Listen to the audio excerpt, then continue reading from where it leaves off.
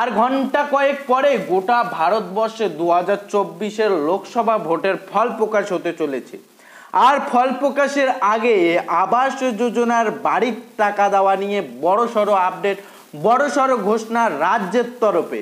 কি ঘোষণা করা হলো? 11 লক্ষ উপভোক্তাদের যে টাকা দেওয়ার কথা ছিল সেই টাকার বিষয়ে বড়সড় ঘোষণা ফল প্রকাশ হওয়ার আগে। কি ঘোষণা, কি আপডেট জানবেন আজকে এই ভিডিওর মাধ্যমে। ভিডিওটি প্রথম থেকে শুরু করে শেষ পর্যন্ত দেখবেন। চ্যানেলে আপনি নতুন দর্শক হয়ে থাকলে অবশ্যই চ্যানেলটিকে সাবস্ক্রাইব করে রাখবেন। সরাসরি অন স্ক্রিনে দেখতে পাচ্ছেন লেখা রয়েছে, রাজ্য সরকার যখন পুরো টাকা দেবে তাহলে প্রকল্পের নামের সঙ্গে প্রধানমন্ত্রী জুড়ে রাখার আর কোনো কারণই নেই। তাই বাংলার প্রধানমন্ত্রী আবাস যোজনার শব্দ বন্ধটি আপাতত ইতিহাস হতে চলেছে। দিল্লির মুখপেখি না থেকে মমতা বন্দ্যোপাধ্যায় সরকার নিজেই গ্রামের গরিব মানুষের বাড়ি তৈরির যাবতীয় অর্থ বরাদ্দ করতে চলেছে।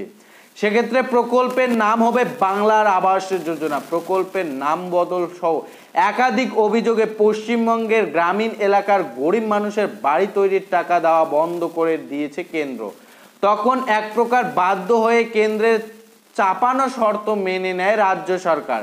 বাংলার আবাস যোজনার বদলে প্রধানমন্ত্রী আবাস যোজনা ও প্রকল্পের নির্দিষ্ট লোগো লাগাতে রাজি হয় রাজ্য। মেনে নিতে রাজি হওয়ায় 2022 সালের ডিসেম্বরে 11 লক্ষ বাড়ি অনুমোদন দেয় মোদী সরকার। কিন্তু তারপর এতদিনও এই খাতে কোনো টাকা ছাড়েনি কেন্দ্র।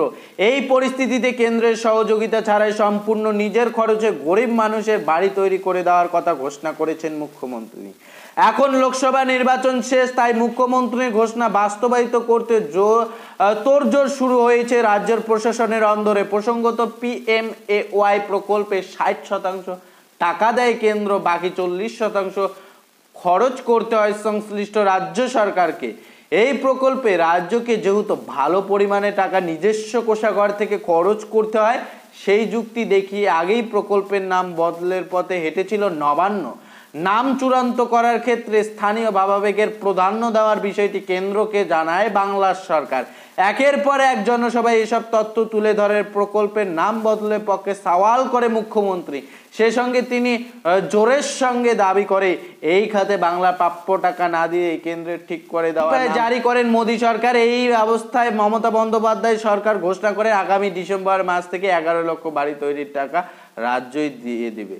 3 বা 4 কিস্তিতে বাড়ি তৈরি 100% টাকা ডিবিডি অর্থাৎ ডাইরেক্ট বেনিফিট ট্রান্সফার করে উপভোক্তাদের ব্যাংক অ্যাকাউন্টে পাঠিয়ে দেওয়া হবে।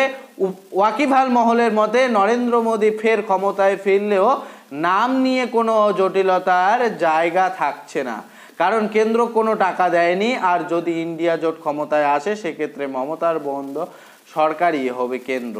সেই সরকারের গুরুত্বপূর্ণ ভূমিকা থাকবে তৃণমূলের। ফলে সেক্ষেত্রে মমতার দেওয়া নামে দিল্লির কোনো আপত্তি থাকবে না বলে ধরে নিচ্ছে প্রশাসনিক মহল।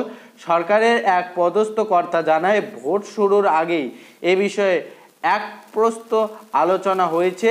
বাংলার আবাস যোজনা নামটি ফিরে আসছে বলে ধরে নিতে পারেন। মূলত এই আপডেটে পরিষ্কার লেখা রয়েছে, আবাস যোজনার টাকা দেওয়ার বিষয় কিন্তু এই মুহূর্তে টাকা বরাদ্দ নিয়ে কিন্তু তরজমা শুরু হয়ে গিয়েছে প্রশাসনের অন্দরে। এবং 11ই ডিসেম্বর থেকে কিন্তু টাকা দেওয়ার যে প্রক্রিয়া তা কিন্তু 11 লক্ষ উপভোক্তাদের ব্যাংক অ্যাকাউন্টে ডাইরেক্ট বেনিফিট ট্রান্সফারের মাধ্যমে ডিবিডির মাধ্যমে পাঠিয়ে দেওয়ার ব্যবস্থা করা শুরু করে দিয়েছে। এই মুহূর্তে যে আপডেট সেই আপডেট মোতাবেক আপনাদের পরিষ্কার জানিয়ে দিলাম। আশা করি আপডেটটি পাওয়ার পর উপকৃত হয়েছেন। অনেকেই ভিডিওটি শেয়ার দিয়ে জানাতে সাহায্য করবেন। চ্যানেলে নতুন হয়ে থাকলে চ্যানেলটিকে সাবস্ক্রাইব করে আমাদের সঙ্গে